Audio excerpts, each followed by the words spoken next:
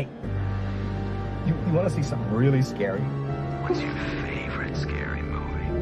I'm gonna scare the hell out of you. What was living behind that boy's eyes was purely and simply evil. They're coming to get you, Barbara. When there's no more room in hell, the dead will walk here. What's blood for, if not for shedding? Welcome to Fright Night. Welcome back to Jump Scare. I'm Betty. And I'm Chad. This week we're covering 1983's Psycho 2. I have a petition here signed by 743 people against Norman Bates' release.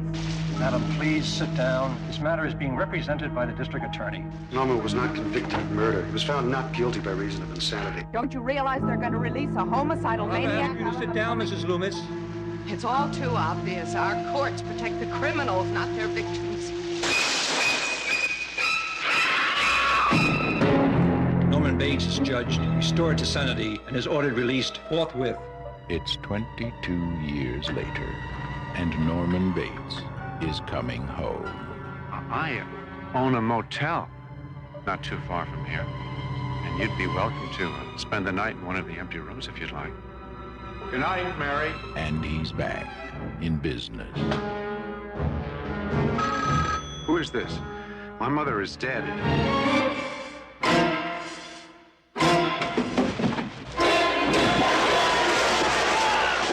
I'm telling you, there was a note on that wheel from my dead mother.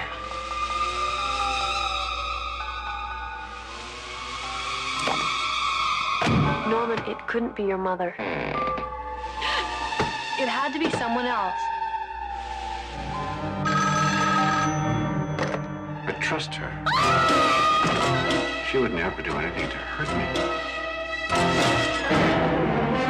No. She'll kill you.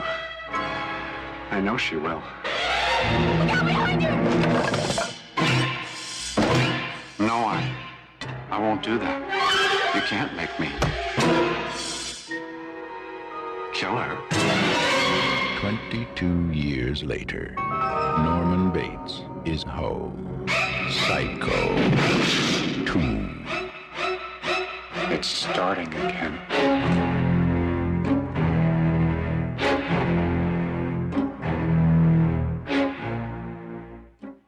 We are celebrating, the return to our podcast because we have been very ill as of late and it's prevented us from doing the podcast. So we apologize and we have missed you. Yes, we're happy to be back. Secondly, this film is celebrating its 40th anniversary with the original, with this film coming out obviously in 1983. The original came out in 1960. And even though the film itself, Psycho 2, is set 22 years later, the movie actually is 23 years, which I don't know why they just didn't. They knew it was going to come later, so just say it, you know? Yeah, just even it out. It's just 1 year. Like, what would have made a difference? Yeah. The screenplay is by Tom Holland. You may remember him from many things. Fright Night, Child's Play. Etc., etc., etc. It's our generation's Tom Holland, not the other amazing Tom Holland. And the late Richard Franklin, who also directed the film. Yeah, and he did another classic that we like a lot, that one, Road Games, with Jamie Lee Curtis and Stacy Keach. He did that Cloak and Dagger, also with Tom Holland. And then he did that sequel to that movie I like, FX, about the special effects artist that has to try and stop some murders. Jamie Lee Curtis was supposed to be in this movie where they wanted her. He wanted her to be in the film, which obviously she joined later Road Games. Yeah. Which is a fantastic film as well. She was supposed to be Mary, which is Meg Tilly's part. Yeah. Which would have been an homage to Janet Leigh from the original film. Yeah. Which that would have been, I would have enjoyed seeing her in this, but she was, would you say she was doing Trading Places at the time? Yeah, she was obligated to do Trading Places and couldn't do this. And, it would have been kind of neat, but she was done with horror at that point. She'd done quite a few and was trying to move out of the horror genre. And she did, and now she's an Oscar winner. Yeah. Woo-woo! Even though she came back to horror a couple of times. That's fine, but she still got that Oscar anyways. Yeah. So at the end, she still got the award. Finally, they've recognized her amazingness. This film also, obviously, reprisal for Anthony Perkins. Yep. You know him from lots of things. He kind of got the shaft from Hollywood for a long time just because he got blacklisted for a lot of different things that they didn't care for about him. And rumors that he was difficult to work with. He was blacklisted because he was bisexual. Which is bullshit. Yeah, crazy. A lot of it's... I'm sure there's way worse, more difficult people to work with than Anthony Perkins, you know? Then you have, as I mentioned before, Meg Tilly on the scene. And a little cameo of what...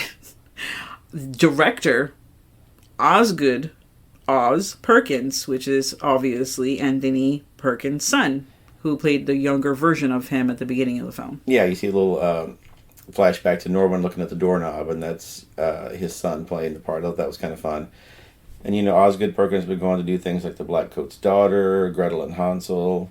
Yeah, etc., etc. Upcoming film with Nicolas Cage, supposedly called Long Legs, which I'm all about it, and the girl from It Follows. Okay. So... I'm all about it. Very looking forward to it. Really enjoyed Black Coat's Daughter and Hansel and Gretel. So yeah, who else is in the film, Chad? You said veramiles, right? I did not. Veramiles is in this, and she's reprising her role as Marion Crane's sister from the original. Lila Crane. Yep. You've also got Robert Loggia. You remember him from Scarface, Independence Day, and I don't know, like 600 other movies that he was in over the course of his life. Specifically, Bad Girls. He was a fucking asshole. Oh, he was in the show. He was the sheriff. Frank, no, he was the kid Jarrett's father. Who they kidnapped later in the film. His kid Jarrett flogged poor Drew Barrymore in the film. Oh, yeah, because she left him or whatever. Because they were 4 prostitutes escaping or whatever. And he's the dad. I don't actually remember anything about that movie. So. You need to just we have it on VHS. We need to do this. It's Drew Barrymore. Come on. Now everyone loves her. Now everyone's all about her. She's trendy now. I love this freaking woman from Excuse me. day one.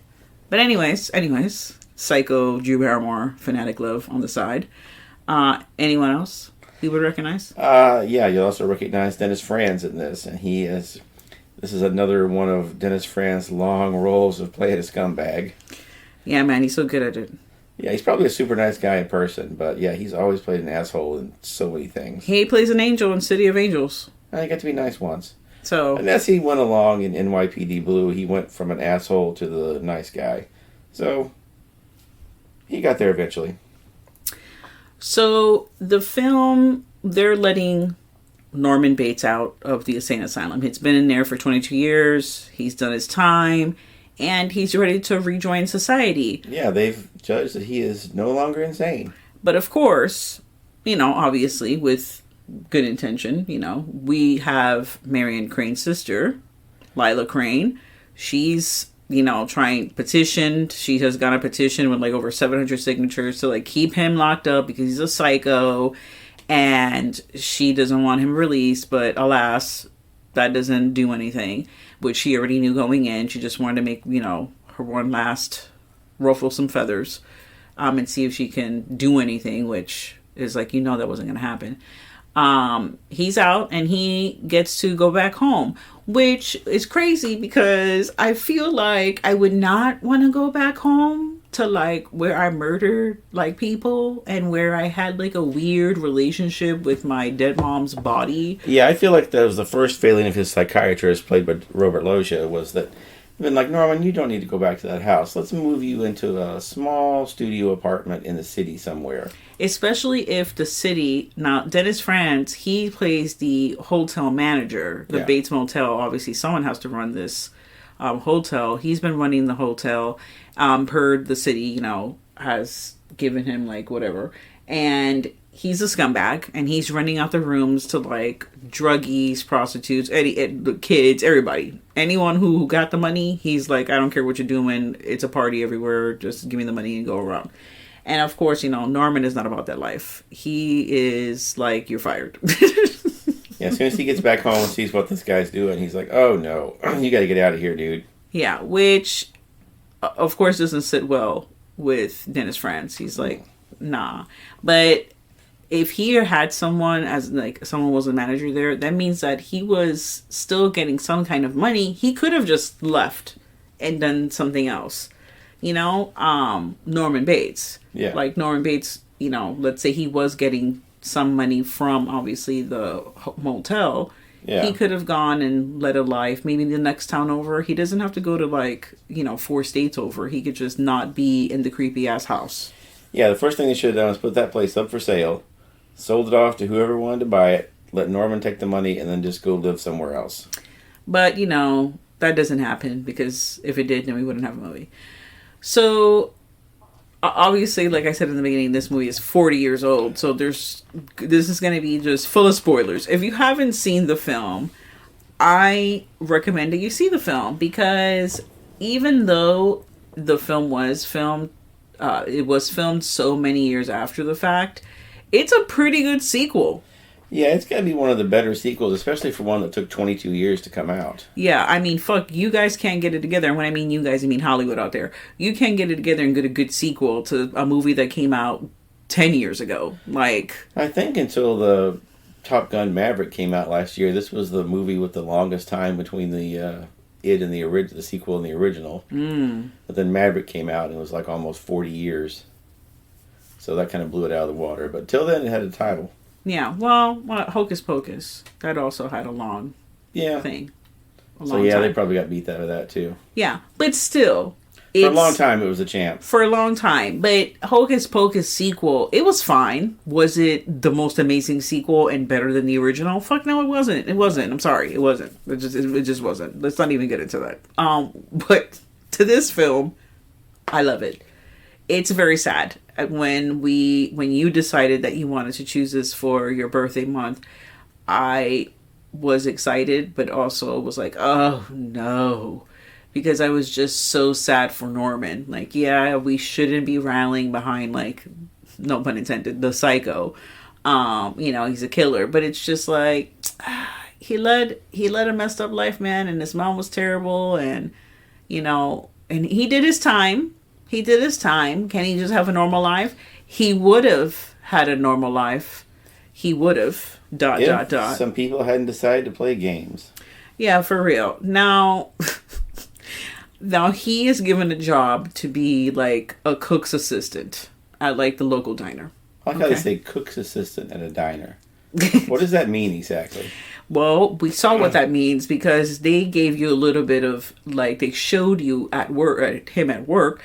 He's chopping the onions. He's chopping the celery. He's refilling the fucking bottles of the damn ketchup. He's doing whatever the cook needs him to do. That's what he's doing.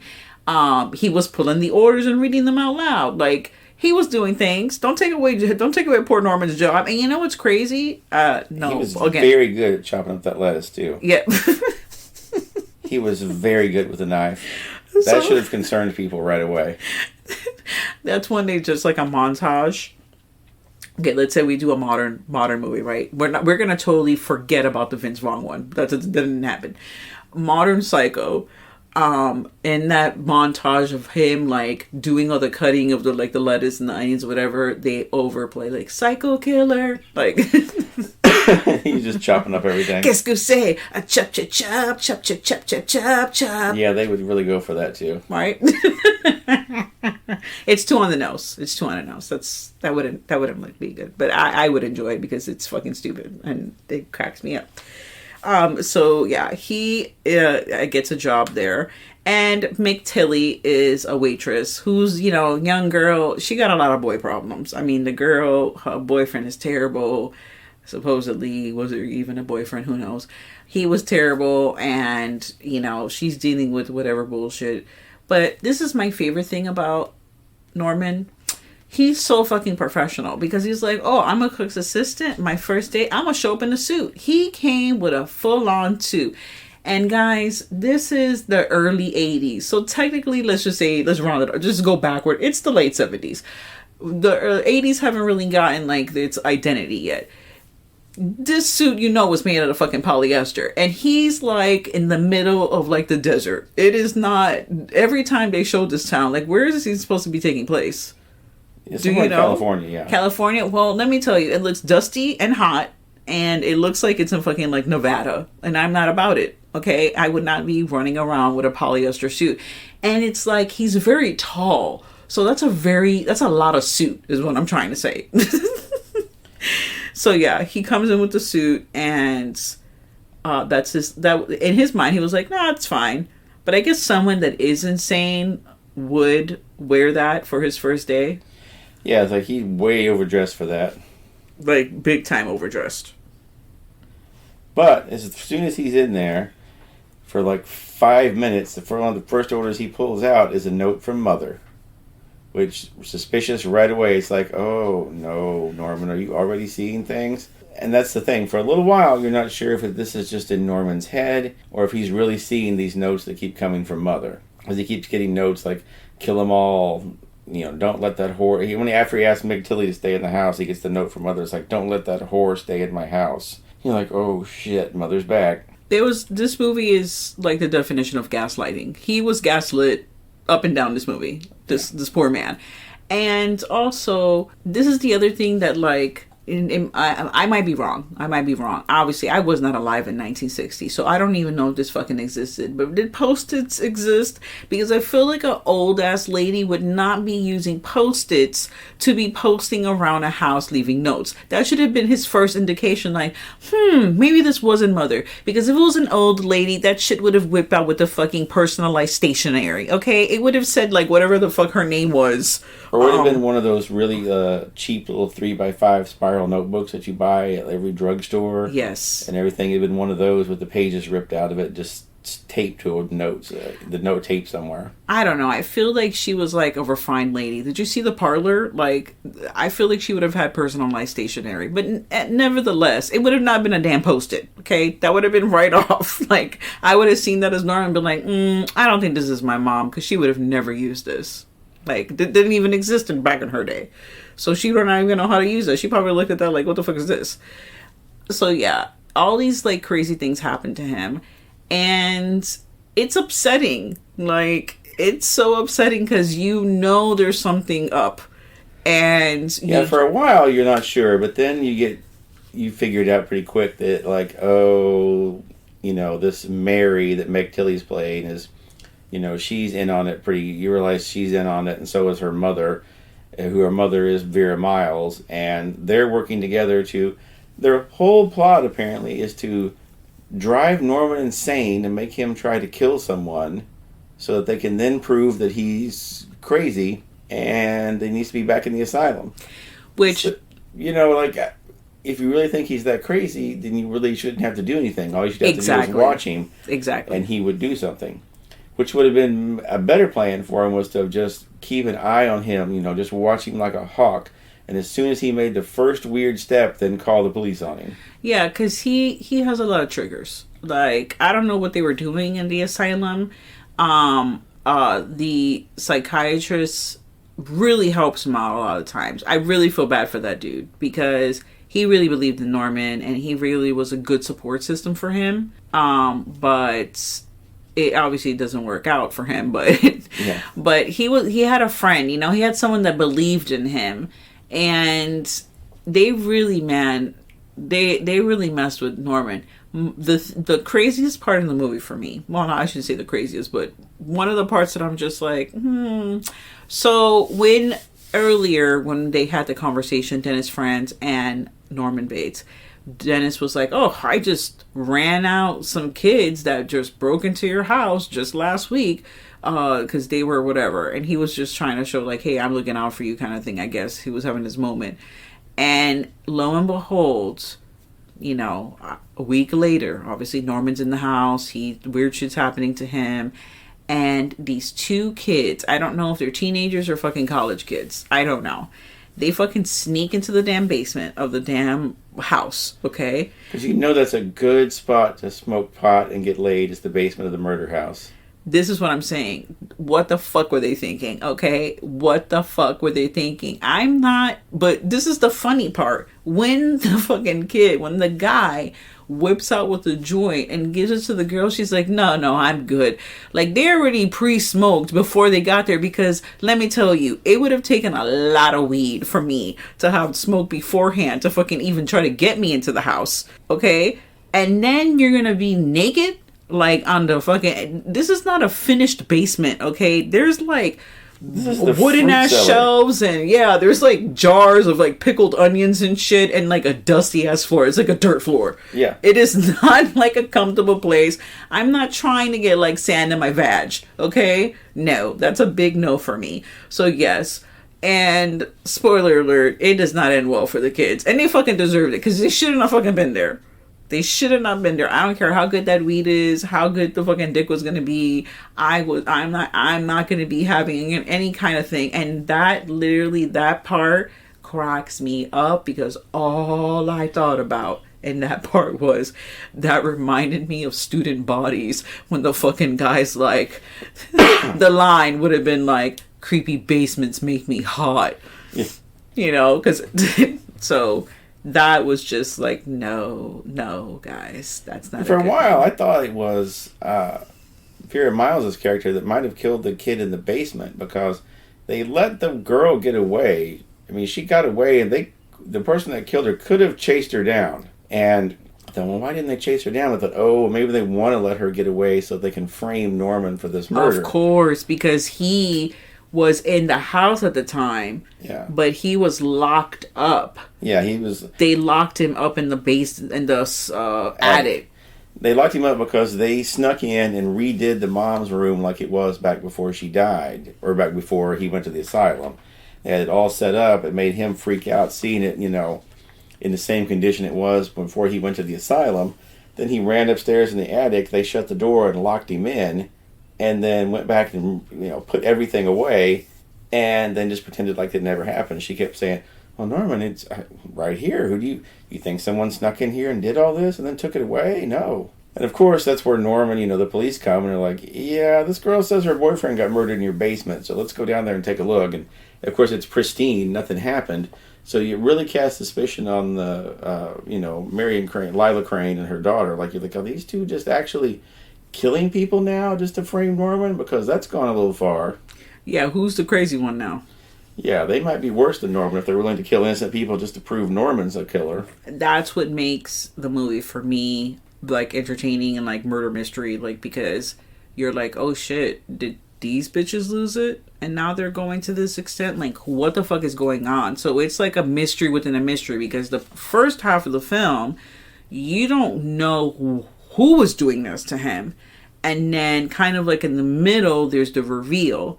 But yet, that's when shit starts getting real, and then people start actually dying. Yeah, Dennis Franz gets stabbed to death and put in the trunk of a car and pushed into the lake, like Norman was known to do when he was mother. So you're a little wondering, like, is Norman doing some of this too? They keep you guessing for a while on what's going on. Yeah, all is revealed, like, the last, like, 15, 20 minutes of the movie. There's a cool thing you have pointed out, which the last time I saw this film was like 10 years ago. But when they first enter Meg Tilly, because Meg Tilly's like, you can't be afraid of a room. Like, because he doesn't want to go into mom's room. He's like, no, I don't want to go in there, which I wouldn't want to go in there either. That's a whole bunch of bad memories. God knows what else, you know, she did to that poor child in there. Like, beat him with the old school, like, Catholic fucking ruler against his hands, and, you know, whatever weird shit that she fucking had him do, comb her hair, whatever. He didn't want to go in there. But when they do go in there, there's a quick shadow of, what is it called? Like, when you do like the portrait, the silhouette of Alfred Hitchcock. Yeah, I thought that was a cool little thing in there, because if you blink, you'll miss it, but it's very cool when you see it. It's fucking awesome. It's great. So, you know, a little tip of the hat there to the OG.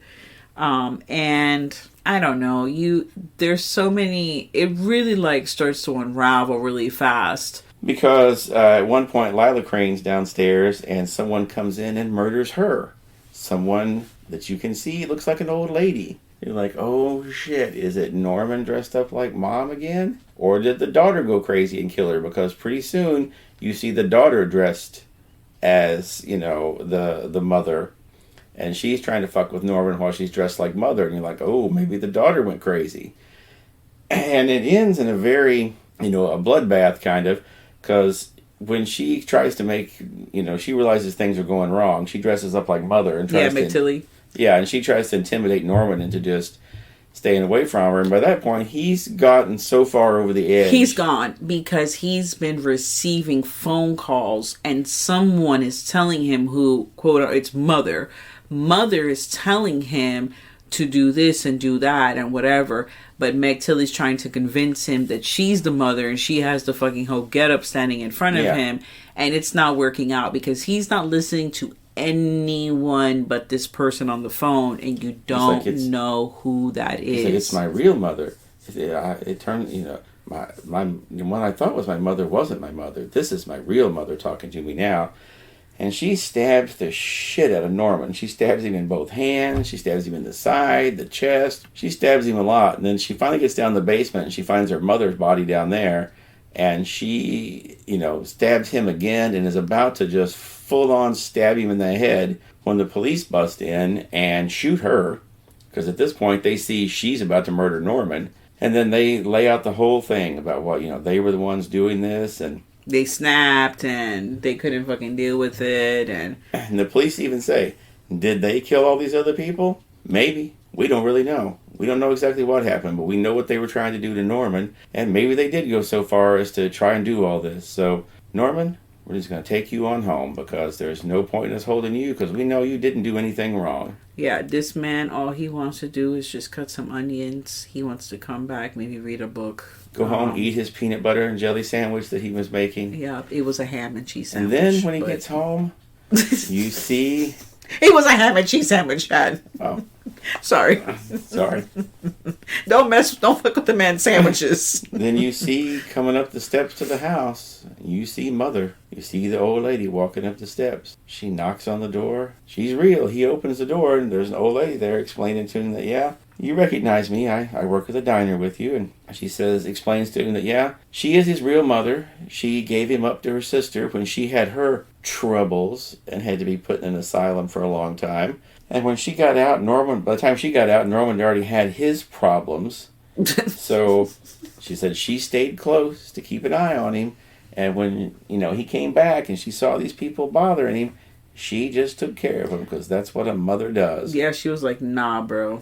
So she was the one that was actually murdering everyone. And he went in the cupboard and would just ask her if she wanted some tea. And he was just going to make her a nice tea.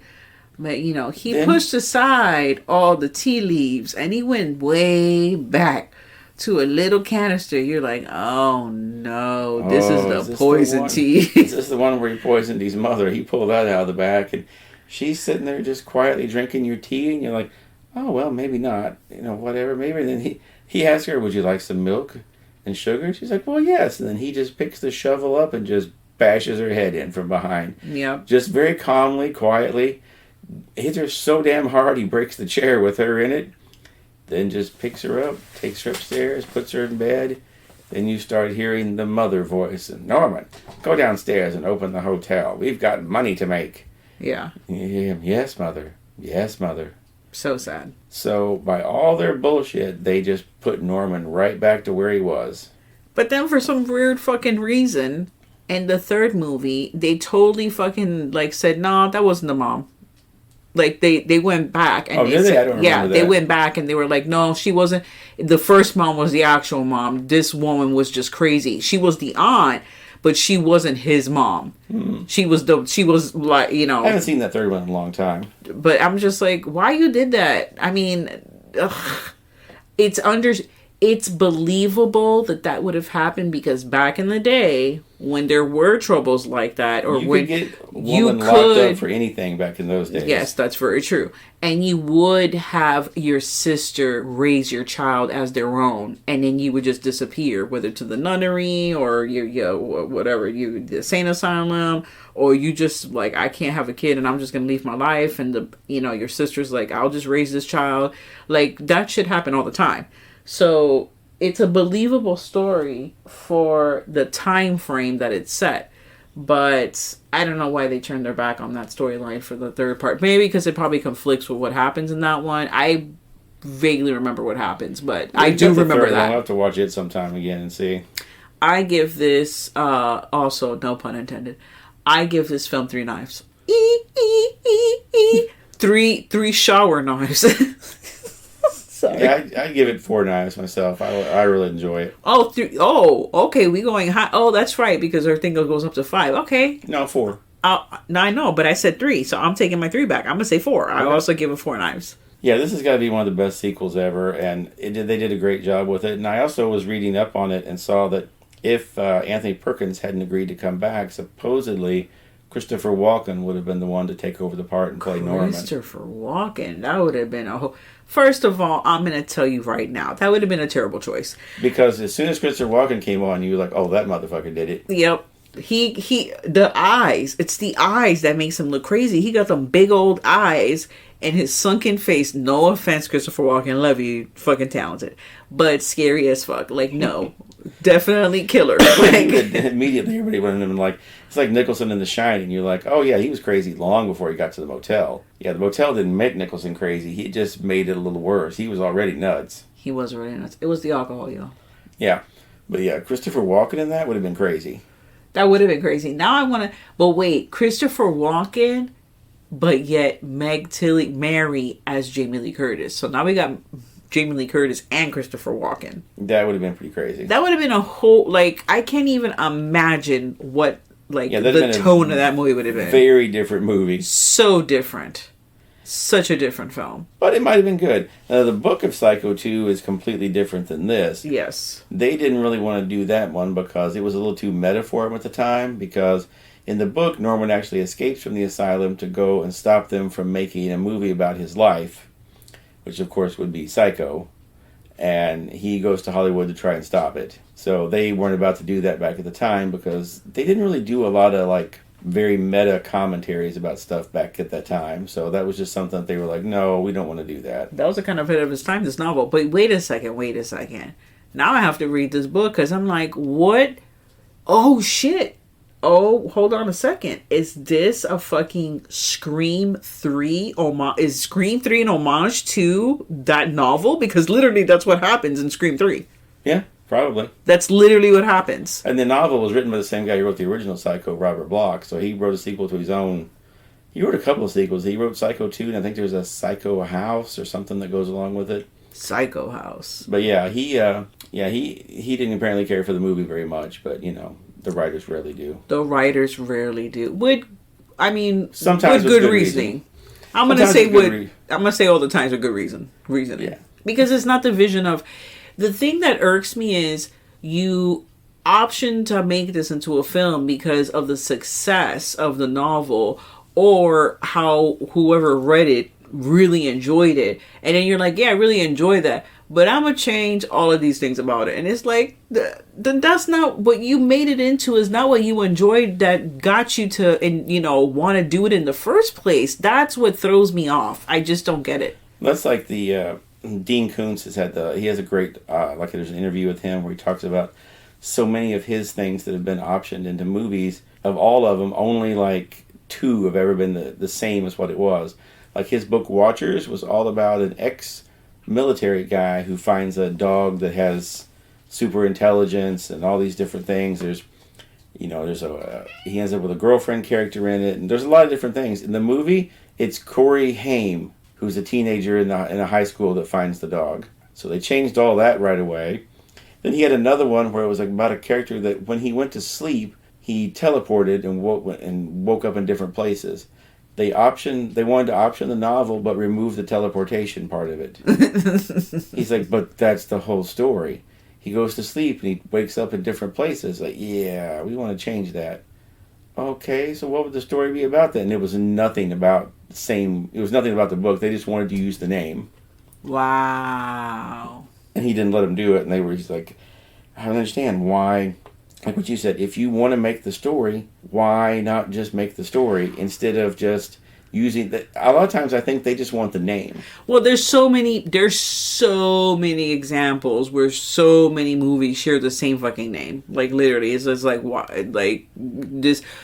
Especially when it's something that came out first, and then like maybe a year, 2, 5, 10, whatever years later, another movie comes out with the same name, and it's like, why do you want to be associated with this other movie? When you look it up, yes, theoretically, when you look it up, the first thing that's going to come up is going to be the most recent one, but still, there's that connection, you know, that I don't get, but yeah, you should definitely view this film, view the original, and then watch this film back to back. Yeah, this is one of the few where, you know, sit down and watch them together, and they really sync up well. Even though the beginning of this film does literally show you the shower scene. It revisits the shower scene multiple times. And that whole scene, like, this from the moment that they're in the courtroom till the moment where it's like, and it's 22 years later, and they show you like the Bates Motel like sign or whatever.